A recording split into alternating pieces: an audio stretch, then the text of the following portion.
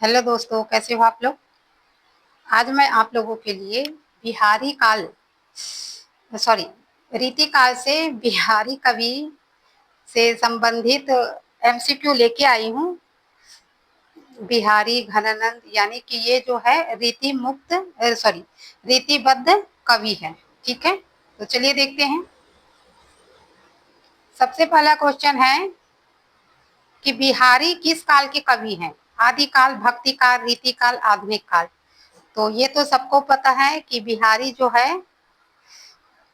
किस काल के कवि हैं। आदिकाल, भक्ति, रीति, आधुनिक। तो ये रीति काल के कवि हैं। बिहारी की एकमात्र प्रसिद्ध रचना कौन सी है। बिहारी की एकमात्र प्रसिद्ध रचना बिहारी विलास है, बिहारी सतसई है, रसिक प्रिय है, कवि प्रिय है। तो बिहारी सतसई एकमात्र रचना है बिहारी की। ठीक है, बिहारी सतसई। सतसई का क्या अर्थ है। सतसई सतसई है 7 दोहे, 100 दोहे हैं। सतसैया ने 100 दोहे हैं, 700 दोहे हैं, 500 दोहे हैं, 1000 दोहे। तो सतसई यानी होता है, सतसई यानी 700 दोहे। सतसई यानी क्या होता है, 700 दोहे। फिर आते हैं नेक्स्ट क्वेश्चन कि बिहारी सतसई में मुख्यतः किन विषयों का वर्णन है। बिहारी सतसई में मुख्यतः किन विषयों का वर्णन है। किन विषयों का वर्णन है। भक्ति, रीति और श्रृंगार। भक्ति, रीति, नीति, श्रृंगार, युद्ध, राजनीति, धर्म सुधार, प्रकृति चित्रण। तो भक्ति, नीति और श्रृंगार ये मुख्य विषय है बिहारी सतसई के। बिहारी किस श्रेणी के कवि हैं। बिहारी किस श्रेणी के कवि हैं। बिहारी किस श्रेणी के कवि हैं। रीतिबद्ध है, रीति सिद्ध है, रीति मुक्त है, भक्त कवि है। तो क्या आएंगे, बिहारी रीति सिद्ध कवि। ठीक है, बिहारी जो है रीति सिद्ध कवि है। ठीक, रीति सिद्ध कवि है।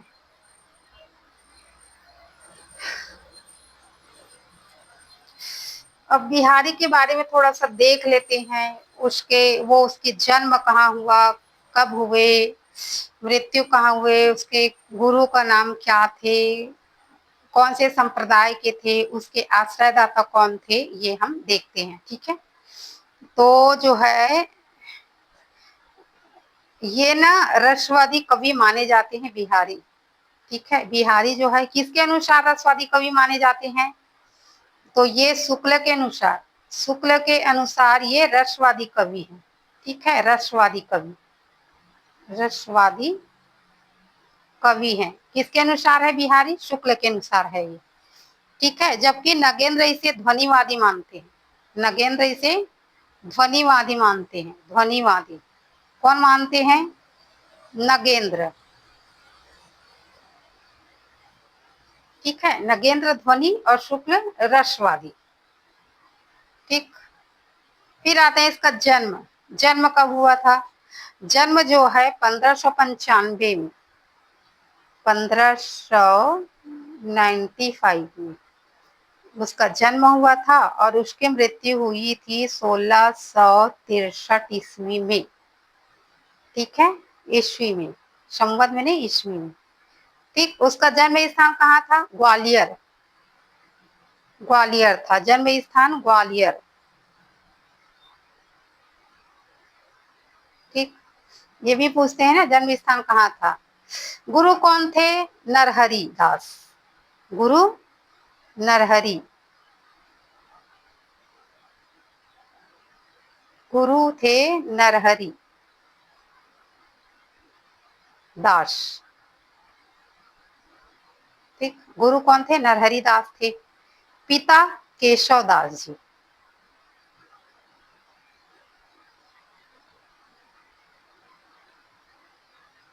पिता जो है केशव दास।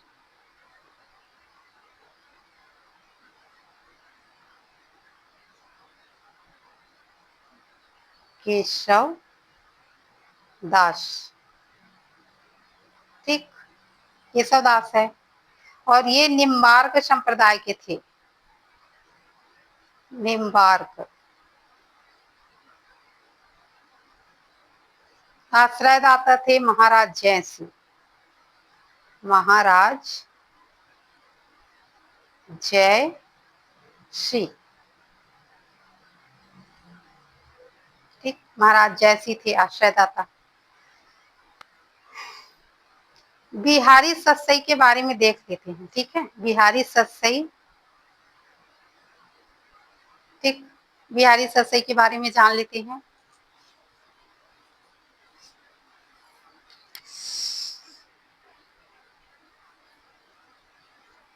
बिहारी सतसई। बिहारी सतसई बिहारी की एकमात्र रचना है और इसमें जो है 719 दोहे हैं। 719 दोहे हैं। ठीक है, 719 दोहे हैं। लेकिन जो बाबू जगन्नाथ रत्नाकर ना, जो टीका लिखे हैं बिहारी नाम से, बिहारी रत्नाकर जो टीका लिखे, बिहारी रत्नाकर टीका किसने लिखे हैं?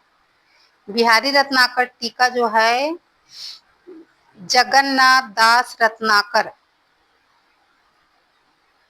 जगन्नाथ रत्नाकर, रत्नाकर द्वारा लिखित जो है, रत्नाकर द्वारा जो टीका लिखे हैं ना, टीका का क्या नाम है? टीका का क्या नाम है? बिहारी रत्नाकर। बिहारी रत्नाकर जो टीका लिखे हैं उसमें जो है 713 दोहे है। ठीक, लेकिन जो बिहारी ने लिखे हैं वो 719 दोहे हैं। और जो इसकी रचना है ना, वो महाराज जय सिंह के पुत्र राम सिंह को शिक्षा देने के लिए लिखी गई थी, रचना की गई थी। ठीक है, जय सिंह के पुत्र राम सिंह को, राम सिंह, राम सिंह को शिक्षा देने के लिए बिहारी सतसई लिखी गई थी। ठीक है, बिहारी सतसई लिखी गई है।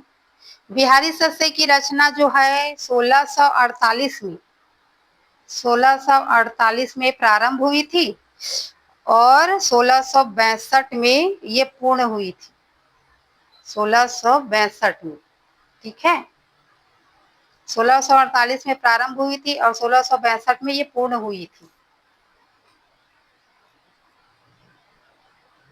ठीक,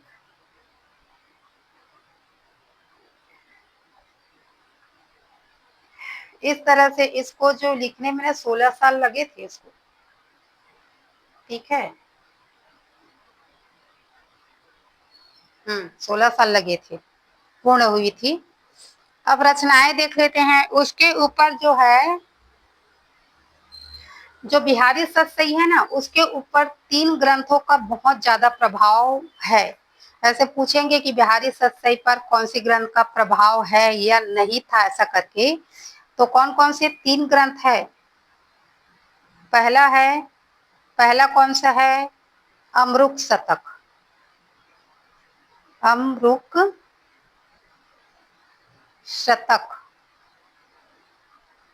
दूसरा दोहा है, दूसरा रचना है गाथा सतसई।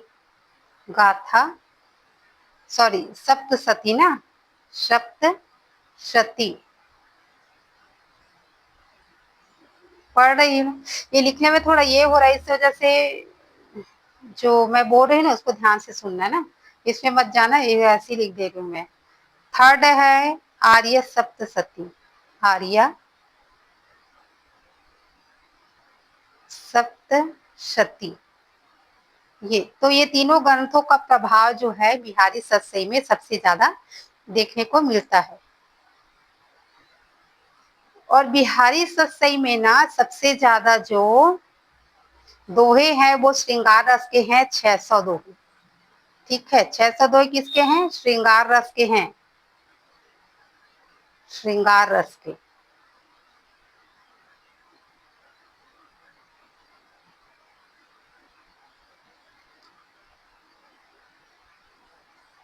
श्रृंगार रस के 600 दोहे हैं, ठीक है, सबसे ज्यादा। इसके बाद नीति और भक्ति से संबंधित दोहे हैं, ठीक, नीति और भक्ति से संबंधित।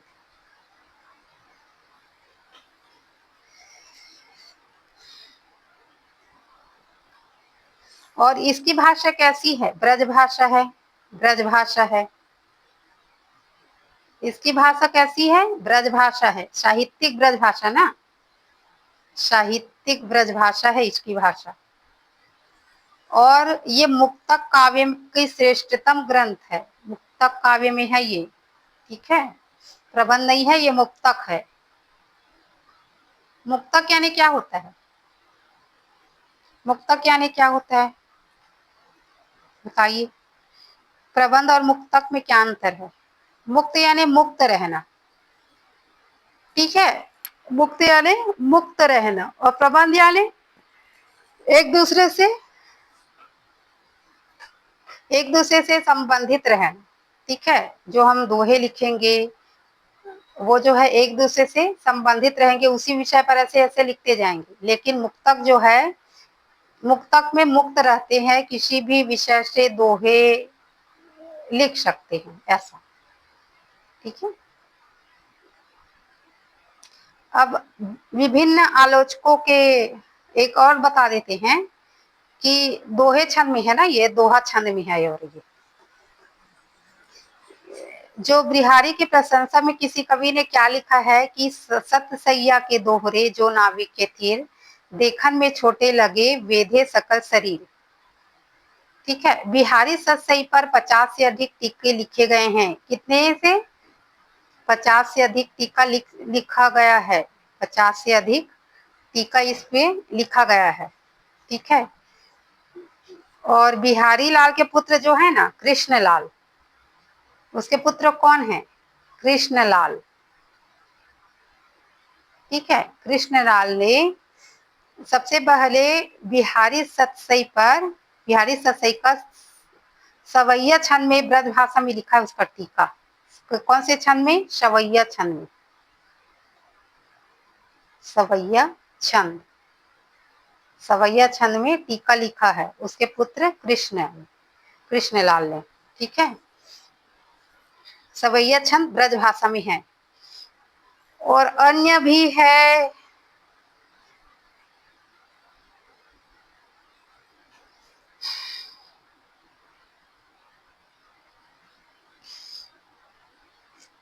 अन्य और जो है टीकाकार जो लिखे गए हैं वो बता देती हूँ। एक कृष्ण लाल कवि ने लिखा है, कृष्ण लाल की टीका सवैया छंद में विवेचन है।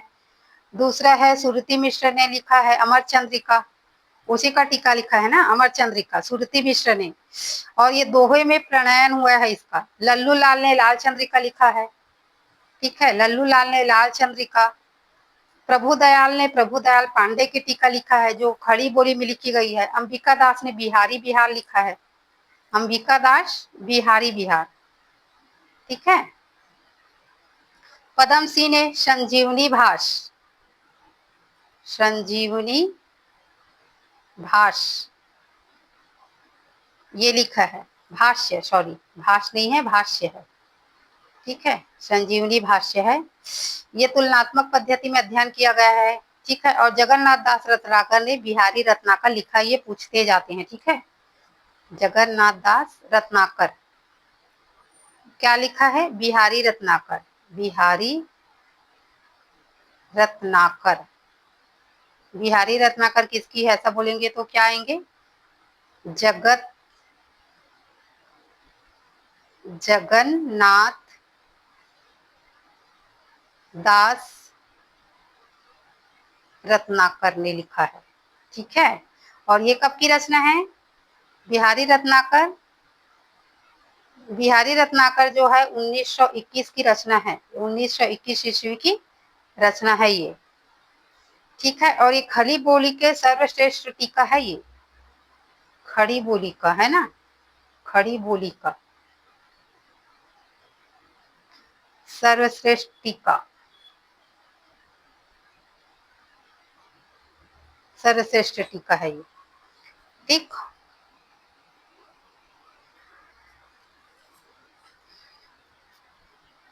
और बिहारी सत्सई का अन्य भाषाओं में भी अनुवाद किया गया है।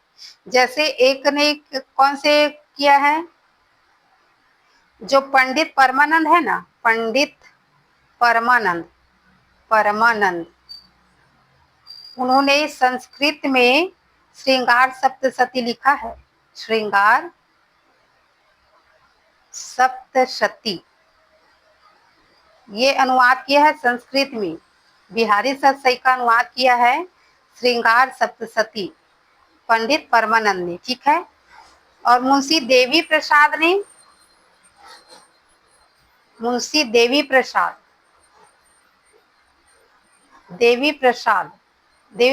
ने भी लिखा है, अनुवाद किया है। उर्दू में किया है ना, ये उर्दू में किया है।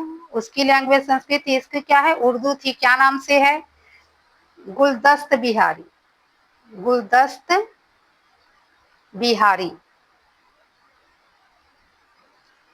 ये गुलदस्त बिहारी नाम से इन्होंने अनुवाद किया था, ठीक है।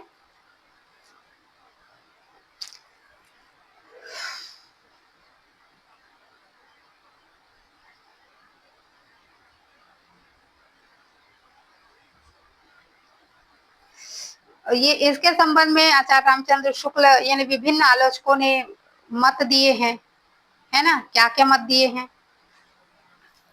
अच्छा, बिहारी सत्सई का फारसी में भी अनुवाद किया गया है, फारसी लैंग्वेज में, फिरंगी सत्सई ऐसा करके, ठीक है। फिरंगी सत्सई किसका है, आनंदी लाल का है ये, ठीक है। यानी 3 हो गए ना। फिरंगी सत्सई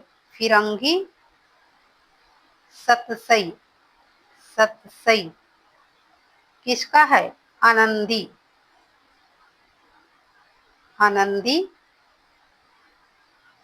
लाल का, ठीक है। ये फारसी भाषा में है, याद रखना। एक कौन सा पढ़े, उर्दू, फारसी और संस्कृत, ठीक है।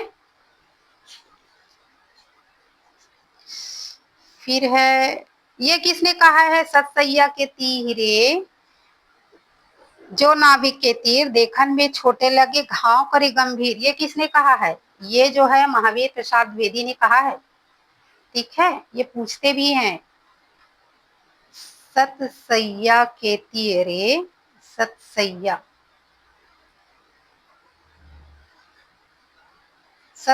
है ना, सतसैया है, एक मिनट ना, यहाँ पे है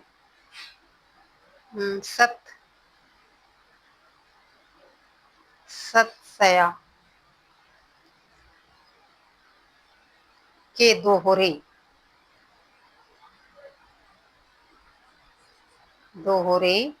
जो नाविक के तीर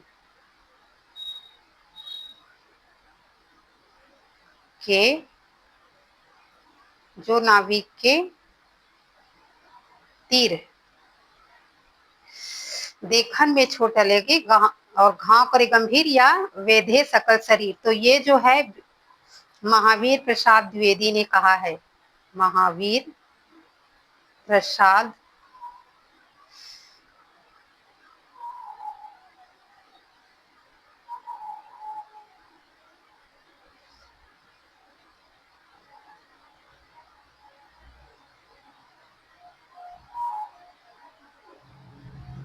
किसने कहा है,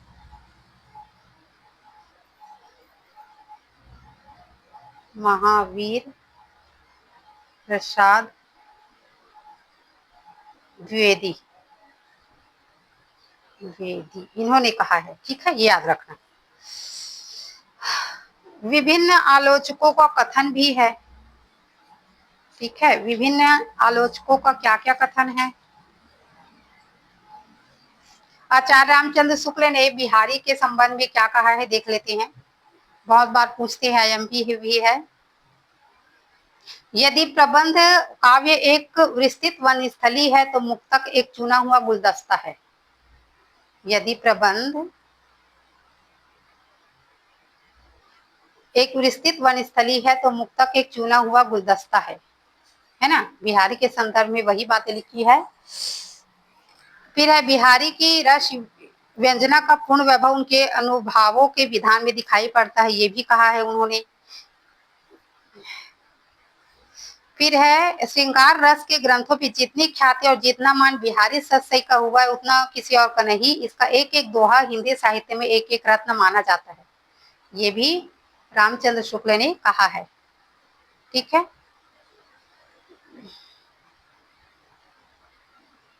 बिहारी की कृति का मूल्य जो बहुत अधिक आंका गया उसे अधिकतर रचना की बारीकी या काव्यांगों के सूक्ष्म विन्यास की निपुणता की ओर से ही मुख्यतः दृष्टि रखने वाले पारखियों के पक्ष में समझना चाहिए। उनके पक्ष में समझना चाहिए जो किन्हीं हाथी दांत के टुकड़ों पे महीन बेल बूटे देख घंटों वाह वाह किया करते, पर जो हृदय के अंत स्थल पर मार्मिक प्रभाव चाहते हैं, किसी भाव के स्वच्छ निर्मल धारा में कुछ देर अपना मन मग्न रखना चाहते हैं, उनका संतोष बिहारी से नहीं हो सकता।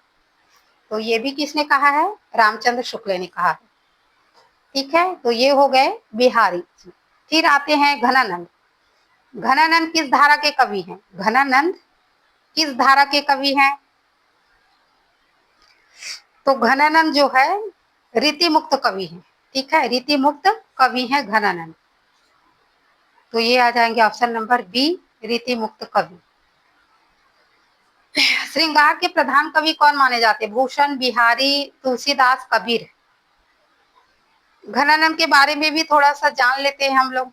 ठीक है, घनानंद चलिए देखते हैं। घनानंद का जन्म जो है ना कब हुआ था? 1689 में हुआ था और 1739 में उसकी मृत्यु हुई थी। 1689 ना, 89 में। ठीक है, जन्म और 1739 में इसकी मृत्यु हुई थी। जन्म कब कहाँ हुआ था? बुलंदशहर में। बुलंदशहर। ठीक है, मृत्यु स्थान वृंदावन। वृंदावन, मृत्यु वृंदावन। प्रेयसी सुजान थी। ठीक है, इसके प्रेयसी का क्या नाम था? एक गणिका थी। ठीक है, उसका नाम क्या था? सुजान। और आश्रयदाता कौन थे? आश्रयदाता मोहम्मद शाह रंगीला। मोहम्मद शाह रंगीला। ठीक है, मोहम्मद शाह रंगीला से।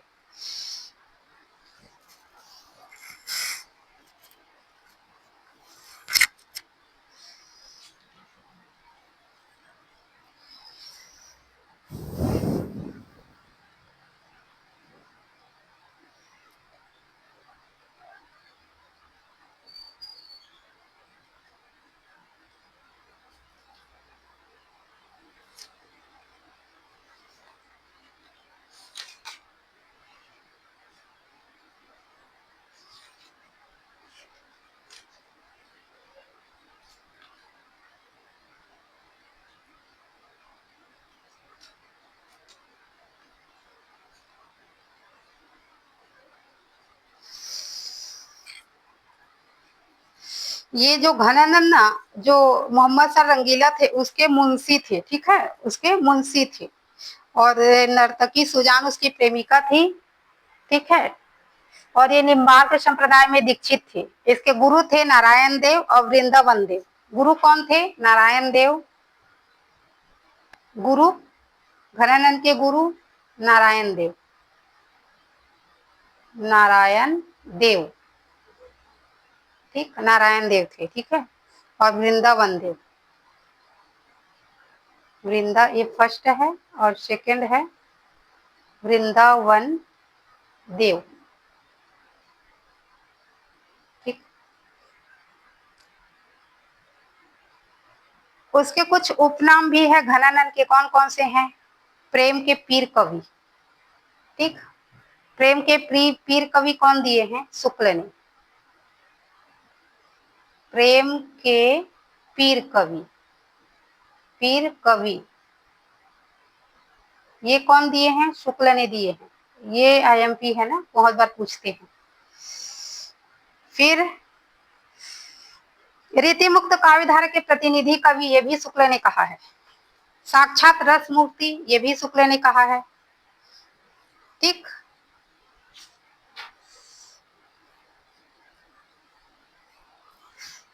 फिर और कुछ है? चलो देखते हैं नेक्स्ट। श्रृंगार प्रधान कवि, हाँ ये तो हो गया है, अच्छा नहीं है वो, है ना। श्रृंगार के प्रधान कवि कौन माने जाते हैं? श्रृंगार के तो बिहारी ही होंगे, ठीक है, बिहारी। मतीराम चिंतामणि किसके भाई थे? ये डबल डबल हो गया। पद्माकर किस काल के प्रसिद्ध कवि हैं? पद्माकर। वीर गाथा भक्ति रीति काल के हैं। शिवाजी और औरंगजेब के युद्धों का वर्णन किस कवि ने किया है? किस कवि ने किया है? तो भूषण ने किया है, कल ही बताई थी ये शब्द, भूषण ने किया है। रीति काल को अलंकार का क्या महत्व था? रीति काल में अलंकार का क्या महत्व था? गौण था, अत्यधिक था, कोई महत्व नहीं था?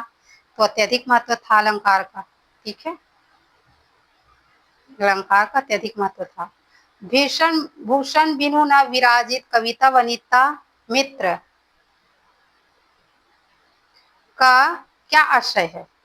बिना राज्य के राज नहीं चलता, बिना अलंकार के कविता शोभा नहीं देती, बिना मित्र के जीवन अधूरा है, इनमें से कोई नहीं, बताइए। तो ये आ जाएंगे, बिना अलंकार के कविता शोभा नहीं देती, ठीक है, बिना अलंकार के कविता जो है शोभा नहीं देती, तो ये आ जाएंगे सेकंड, ऑप्शन नंबर बी हो जाएंगे। फिर आते हैं नेक्स्ट। रीति मुक्त कवियों की प्रमुख विशेषता क्या है? राजाओं की प्रशंसा, शास्त्रीय बंधनों से मुक्त होकर भावों की अभिव्यक्ति करना और संस्कृत में रचना करना, केवल भक्ति काव्य लिखना। तो ये शास्त्रीय बंधनों से मुक्त होकर भावों की अभिव्यक्ति करना, रीति मुक्त कवियों की ये विशेषता थी। रीति काल में सर्वाधिक प्रमुख छंद कौन थे? चौपाई, सोठा, सवैया और दोहा, रोला और कुंडलिया, हरिगीतिका और छप्पय, बताइए। चौपाई, दोहा, सोठा, सवैया और दोहा, रोला और कुंडली, हरिगीतिका और छप्पय। तो ये जो है सवैया और दोहा बहुत फेमस थे ना रीति काल में, ठीक है, रीति काल में सवैया और दोहा फेमस थे, अभी तो थे, हैं, बिहारी तो वही किए हैं। फिर है रीति काल में भक्ति का स्वरूप कैसा था? निर्गुण था, श्रृंगारिक था? तो श्रृंगारिक ही रहेंगे रीति काल में, क्योंकि श्रृंगारिकता पूर्ण ही था, ठीक है, भक्ति जो है श्रृंगारिकता पूर्ण था। भक्ति क्या, भक्ति तो बहुत कम ही थे, है ना। रीति काल का प्रमुख केंद्र कौन सा था? दक्षिण भारत, उत्तर भारत के दरबार, बंगाल और कश्मीर। अच्छा ये बताइए, अब बताइए, दक्षिण भारत के रीति काल का प्रमुख केंद्र कौन सा था? उत्तर भारत के राज दरबार, बंगाल और कश्मीर, बताइए। तो उत्तर भारत के राज दरबार, जो रंगीला वगैरह थे, कहाँ थे सब? ये कानपुर यूपी साइड थे ना, तो वही तो है, जितने भी ये सब, तो ये उत्तर भारत के राज दरबार आएंगे, ठीक, उत्तर भारत के राज दरबार। रीतिकाल के काव्य में प्रकृति चित्रण कैसा था? पूर्णता मौलिक था, राज दरबारी प्रभुत्व से युक्त था। तो राज दरबार वाले हैं तो राज दरबार से युक्त ही रहेंगे, ठीक है, तो ये ऑप्शन नंबर बी हो जाएंगे। नक्सिक वर्णन का क्या अर्थ है? युद्ध वर्णन, पैर से सिर तक वर्णन, प्रकृति वर्णन, भक्ति वर्णन। तो पैर से सिर तक का वर्णन जो है नक्सिक वर्णन होंगे। रीतिकाल को कवियों को संरक्षण कौन देता था? जनता, राजा, सामंत, संत समाज, व्यापारी। तो राजा ही देंगे, राजा जो जमींदार रहेंगे, जिसके पास पैसा रहेंगे वही आश्रय दे सकते हैं, ठीक है, तो ये राजा और सामंत देते थे। फिर रीतिकाल की पतन का मुख्य कारण क्या था? बताइए, पतन का। भाषा की कठिनता, दरबारी संस्कृति तक सीमित रहना, कवियों की कमी, विदेशी प्रभाव। तो दरबारी संस्कृति तक ही सीमित रहना, यही उसके पतन का कारण होंगे, ठीक है, ऑप्शन नंबर बी राइट हो जाएंगे। रीति काल के में किस रस को रसराज माना गया है? तो रीति काल में किसका हुआ था? श्रृंगारिकता प्रधान थी, तो श्रृंगार में क्या आ जाएंगे? श्रृंगार ही रस तो आएंगे, ठीक है, श्रृंगार। रीति ग्रंथ किसे कहा गया है? काव्यांगों का विवेचन करने वाले, ठीक है, काव्यांगों का विवेचन करने वाले। रीति काल के कवियों ने ब्रज भाषा को क्यों अपनाया? मधुरता के कारण, भक्ति, कृष्ण भक्ति प्रभाव, व्यापक प्रचलन, उपयुक्त सभी। तो मेरे ख्याल से ये उपयुक्त सभी होना चाहिए। ठीक है, 73 तो वही उपयुक्त सभी है। ठीक, 73 का उपयुक्त सभी। कठिन काव्य से क्या तात्पर्य है? सरल भाषा का प्रयोग, क्लिष्ट शब्दों, पांडित्य का प्रयोग, केवल वीर, केवल भक्ति। तो ये आ जाएंगे ऑप्शन नंबर बी, क्लिष्ट शब्दों और पांडित्य का प्रयोग, यानी अपनी पंडित गिरी करना कि हाँ मैं इतना जानता हूँ, ये वो ऐसा करके, और क्लिष्ट शब्दों का प्रयोग करना। ठीक, रीति काल के बाद कौन सा काल प्रारंभ हुआ है? बताइए, रीति काल के बाद आधुनिक काल ही प्रारंभ हुए हैं। ठीक, तो ये रहा आज का 75 क्वेश्चन। आशा है आप लोगों को अच्छे लगे होंगे, और हम फिर बाद में देखेंगे देव, भिखारी, पद्माकर, इन सब के बारे में हम जानेंगे लास्ट 100 जो 25 बज गए उसमें। तो आज के लिए इतना ही, चलिए मिलते हैं नेक्स्ट वीडियो में। आशा ये वीडियो आपको पसंद आए होंगे। ठीक है, जो मैं बताई हूँ बिहारी के बारे में, उससे बाहर आप लोगों से कुछ भी नहीं पूछेंगे। ठीक है, तो आप लोग ध्यान से सुनना, इसको नोट बना लेना, नोट्स के रूप में बना लेना, सुनते जाना और बना लेना। उससे बाहर कुछ भी नहीं पूछेंगे बिहारी से संबंधित। ठीक है, इतनी मैं गारंटी देती हूँ आप लोगों को। ठीक है, तो प्लीज अगर वीडियो आपको पसंद आए तो प्लीज लाइक कीजिए, सब्सक्राइब कीजिए और कमेंट कीजिए। ठीक है, आप लोग कमेंट नहीं करते दोस्तों, हो बहुत कंजूसी करते हो। प्लीज कमेंट कीजिए कि आप लोगों को वीडियो कैसे लगे। अगर बुरा भी लगते हैं तो भी कमेंट कीजिए कि हाँ मैम आप यहाँ पे गलती कर रहे हो, ऐसा करो ऐसा करके, लेकिन प्लीज कमेंट कीजिए। ठीक है, तो चलिए मिलते हैं नेक्स्ट वीडियो में, तब तक के लिए धन्यवाद।